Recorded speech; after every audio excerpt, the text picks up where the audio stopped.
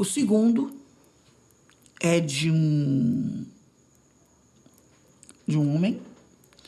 Ele ainda está no umbral. E quem me pediu para ir foi a filha dele. Ela me procurou, sabia que eu ia estar falando sobre esse assunto. Ela, você não quer conversar com meu pai? E você contar para ele?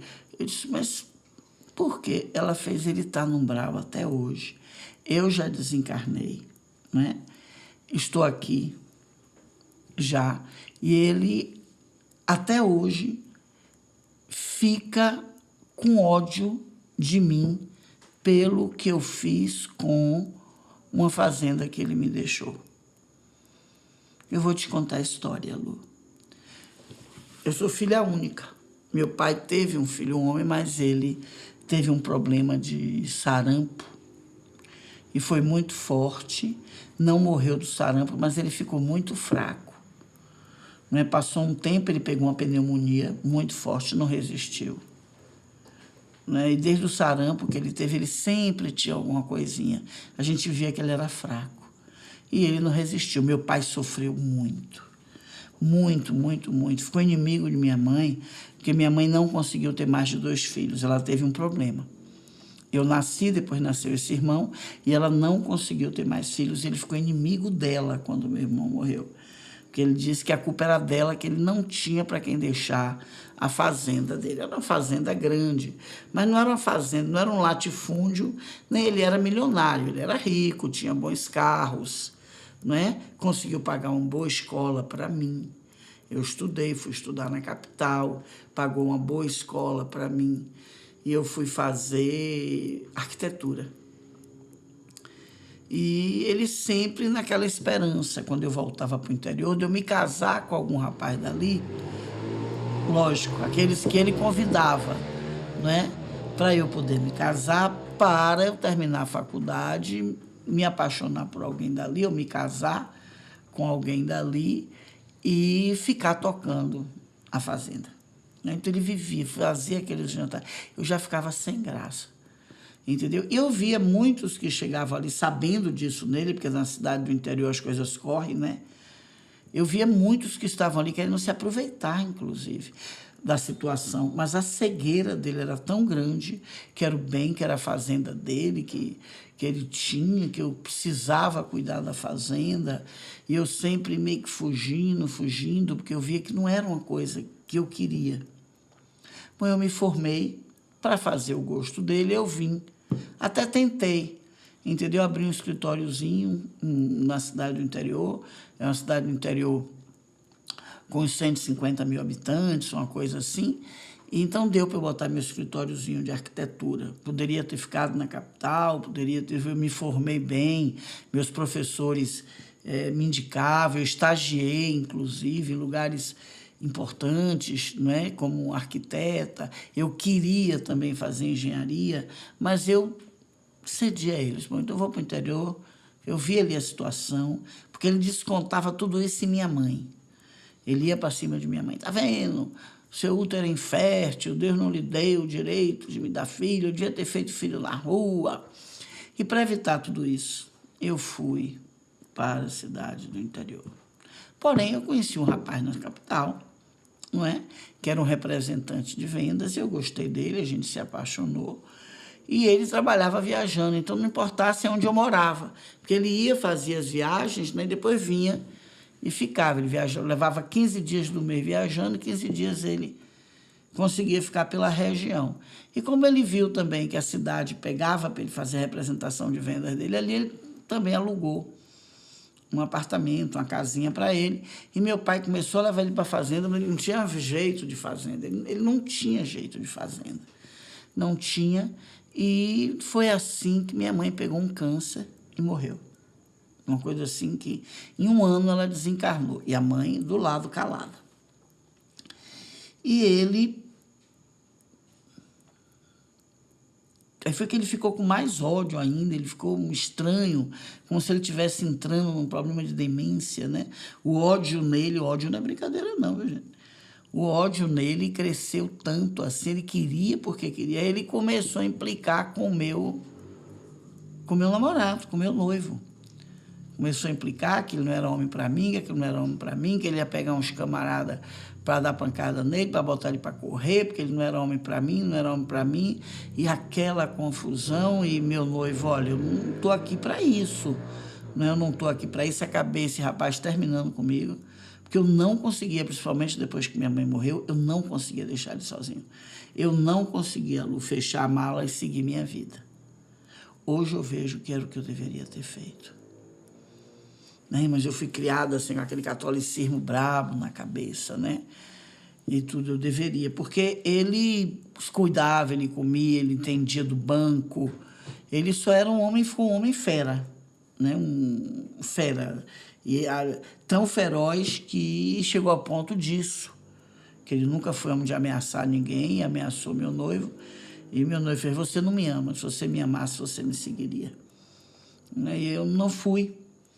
E nisso ele também teve um acidente e desencarnou, o meu pai.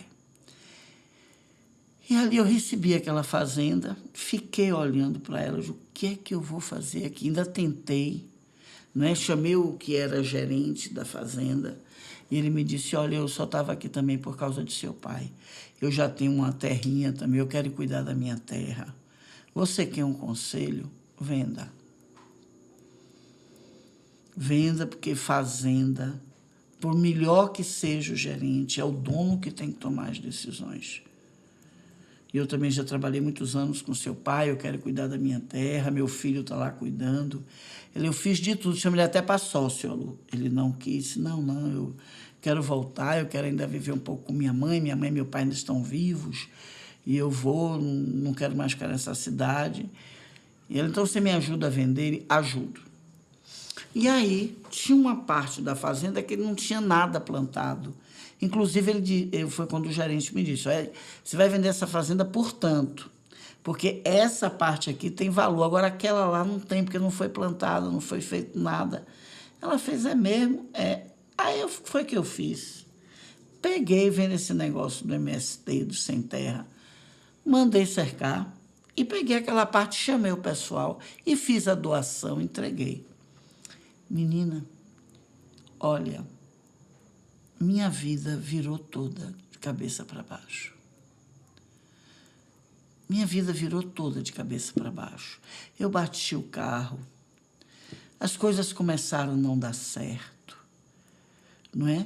Cliente acertava tudo comigo, eu mandava o projeto, cliente sumia, não vinha mais.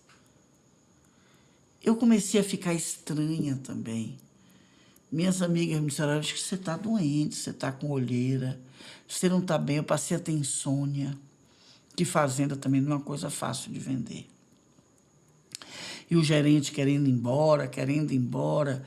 Bom, o que foi que eu fiz? Né? Fazenda valia X, eu vendi pela metade, para poder me desfazer logo daquilo, porque eu não ia saber cuidar daquilo. Eu olhava aqueles animais ali, entendeu? Gente, como é que eu vou cuidar desse gado, de tudo isso aqui? Eu não vou saber cuidar disso aqui, gente. Ainda era fazenda de gado, não, sabe? Para mim era tão confuso aquilo, Lu. Eu ainda sou vegetariana, cheguei, desde que saí do interior, fui para vegetariana, então você imagina o que foi. E para a coisa não piorar e deteriorar na minha mão e libertar também o gerente, eu vendi pela metade. E aí minha vida toda se embolou. Aquilo foi, eu procurei esse meu noivo, ele já estava casado com outra moça, não quis nem me ver. Quando eu soube que ele estava casado, eu também me afastei. E eu comecei a ficar muito mal, não é? Que aí foi tragédia mesmo. Eu desencarnei por acidente também de carro. Na hora que eu desencarnei, vi meu pai e minha mãe do meu lado. Ela segurando ele, porque ele queria me pegar. Ele dizia, agora que você está morto, foi assim que eu soube que eu desencarnei. Agora que você está aqui no mesmo mundo que eu, você vai ver o que eu vou fazer com você, porque você acabou com minha fazenda, não é? E eu fiquei assim, na hora, eu fiquei olhando aquilo, E eu olhava para o carro, aí eu vi o meu corpo dentro do carro, todo arrebentado. Vi meu mentor do lado, e aí meu mentor disse, venha comigo. Eu não pensei 2 vezes. Né? Na hora que eu vi aquele homem com aquela luz, e meu pai e minha mãe segurando, eu segui com ele imediatamente, que foi a minha sorte.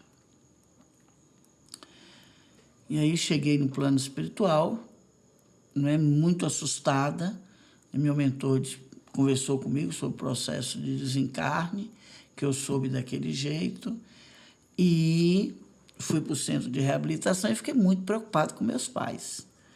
E aí meu mentor foi me explicando, né, que eles tinham mentores também, claro, mas que eles não queriam. Sua mãe não quer deixar ele sozinho. Ela botou na cabeça que porque ela desencarnou, foi isso que botou ele feroz, ela não podia ter filhos. Então, aí ela falou assim, minha mãe já era culpada mesmo, encarnada. Ela carregava uma culpa de não ter dado mais filhos a meu pai. E desencarnada, a Lu, parece que isso ainda entrou mais nela. Então, ela achava que tudo que meu pai estava fazendo era culpa dela. Porque não deu mais filhos, porque não sei o quê. E ele ficou com ódio de mim, ficou com ódio e eu vim a saber que meus pais estavam no umbral. E comecei a orar por eles, não é? Comecei a orar. Essa pessoa, essa moça, é uma das que vem no nosso trabalho, que a gente fazia um trabalho orando para os entes queridos, para os amigos. Ela é uma dessas pessoas que faziam parte da prece. Veio para esse trabalho nosso e foi aí, conseguiu que a mãe dela saísse do umbral, o pai ainda não saiu, não é? E a mãe conseguiu ver. E ela ainda continuou muito caladinha, assim. Ela dizia assim, fala alguma coisa, mãe. E eu dizia, dona menina, converse comigo um pouco. Eu tô vendo mesmo. Ele sempre foi raivoso, ele sempre foi irado, ele sempre só fez o que ele quis, não é? Ele sempre fez o que ele quis. E aí ela faz uma revelação ali que ela nunca tinha feito. Eu estou aqui conversando, minha filha está aqui, eu quero aproveitar esse momento para fazer uma revelação. Aí a filha olhou para ela, o mentor olhou para mim. Ai meu Deus, né? Sabe por que eu não tive mais filho? Porque quando você nasceu e que foi menina, você mal tinha acabado de ter você. Ele me deu um chute.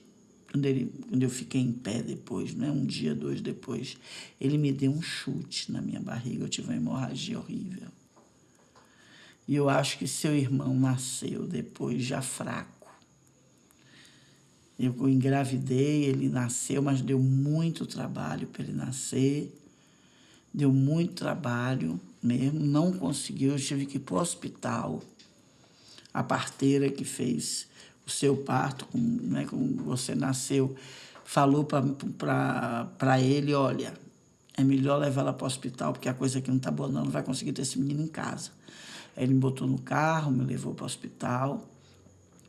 Seu irmão já nasceu de hospital e ele nasceu muito fraquinho, ficou no hospital, não veio para casa, aí logo pegou sarampo e logo morreu, não é? E a menina ficou olhando, mãe, você nunca disse isso, eu nunca disse. E quando ele dizia que a culpa era sua, você nunca falou nada disso para ele, eu não. Aí o mentor dela depois conversou comigo e me disse, esse tipo de espírito, não é, que segura tudo, né? Que quer segurar tudo em si. Já são espíritos sofredores. Ela ainda mesmo quando encarnou, é uma característica de espírito sofredor, que quando está encarnado tem esse tipo de comportamento, fica ali na tristeza, nunca fala, tudo que acontece tem uma tendência a acreditar que é culpa. Não é? E quando ela desencarnou, continuou na condição de sofredora. Agora que ela, nessa revelação que ela fez, talvez ela melhore, a partir daí comece, né, a melhorar. E aí eu disse, eu quero visitar seu pai no Umbral. Eu vou lá. E fui lá. E como é que localiza, onde é que está, onde é que não está, o mentor dele localizou. Aí eu fui e já falei assim, eu vim aqui resolver o problema da sua herança, o senhor me recebe? Ele olhou para mim. Como é que é? Eu digo, eu vim aqui resolver o problema da sua herança. E aí eu falei assim, ele parou, e ainda tem jeito de resolver? Eu disse, tem. Qual é o jeito de o senhor se perdoar? Ele, eu me perdoar? Eu não fiz nada. O senhor se perdoar. Ele ficou parado assim, me olhando. Né? Eu estou procurando, aí xingou a filha, não vou dizer as palavras aqui, ela acabou com minha herança, eu disse, o senhor não vai achar sua filha. Enquanto o senhor quiser maltratar uma coisa que ela não tem culpa nem responsabilidade, a culpa é da mãe dela, que botou para ela estudar na cidade, se eu não deixasse estudar, ela tinha casado com um rapaz dali mesmo e tal. Aí eu falei para ele, mas vem cá, o senhor teve filho para poder tomar conta de sua fazenda, foi para isso que o senhor teve filhos? Não é? Aí ele ficou assim, você sabe onde minha filha está? Eu disse, eu sei. Aonde ela está? Não adianta eu lhe dar o mapa. O senhor não vai conseguir chegar com essa energia que o senhor está. Né? Sua filha já perdoou o senhor. É ela que tem que me perdoar. Eu disse, sua filha já perdoou o senhor. Ela acha que tinha motivos para lhe perdoar. Sua mulher já lhe perdoou. Essa eu não quero nem ver. Eu disse, mas o que é que o senhor sente? Por que o senhor acha que o senhor vai algum dia recuperar a sua terra? Ele fez assim, acho. Acho. O senhor sabe que o senhor está no mundo espiritual, o senhor sabe que o senhor está morto. Eu disse, não, a morte não existe, você não está vendo aqui, eu estou vivo. Isso é verdade, o senhor tem razão. Mas o senhor não pertence mais à história que o senhor está contando. A sua história agora é outra aqui. E eu não quero história nenhuma aqui. E se o senhor recuperar a fazenda, o que o senhor vai fazer? Ah, eu fico nela. Se o senhor fica lá andando na sua fazenda. Então a gente vê que ele já está realmente, né? Está sendo feito muitas preces, a filha faz, os mentores fazem. Mas olha, eu trouxe esse relato, não é? Que ainda não terminou, deixa eu concluir. Aí eu voltei e contei. Um dia, 2 depois, eu voltei e tive um encontro. E contei para a filha o que tinha acontecido. Então, a mãe já tinha se reencontrado com o filho estava muito bem, né? Muito bem, já estava com um mentor de jovens. A irmã se encontrou com o irmão, e isso vai melhorar a mãe deles, não é? E ele se mantém nisso. Eu escolhi essa história, de tantas, né? Eu escolhi essa porque ela é muito rica, no sentido da gente refletir mesmo. Olha o apego material que esse homem tem. Então, ele encarnou, de fato, ele não teve uma mulher, ele não sente falta da mulher. De fato, ele não fez um apego com os filhos, não é? Ele não conseguiu. Então, ele está tão nessa de matéria que a fazenda dele foi o que ele teve na vida.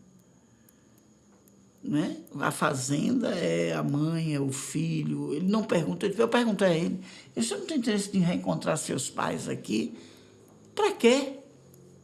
Para que reencontrar? Minha mãe foi muito ruim, me batia muito, eu fugi dela. Para que reencontrar? Não quero reencontrar ela. E eu achei forte, porque é um relato onde uma pessoa vem ao planeta Terra, né? Chega aqui, você tem um pai, tem uma mãe, tem uns irmãos, tem filhos, tem um companheiro, tem uma companheira, tem alguém.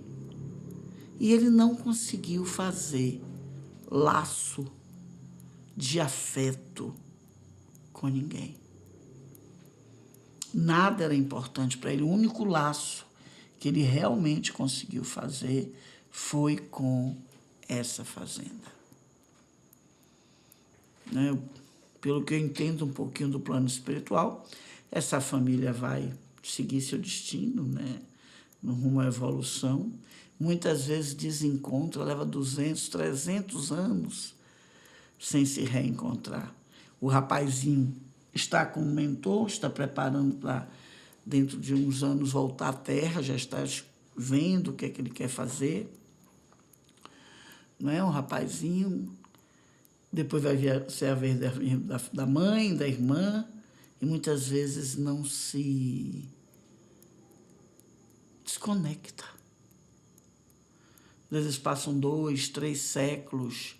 Essas pessoas já foram filhas de outras pessoas, já foram esposas, maridos de outras pessoas, não é? E fica quase aquela coisa distante assim, porque não houve um laço, não houve um afeto, não houve uma família. Não houve. Não houve.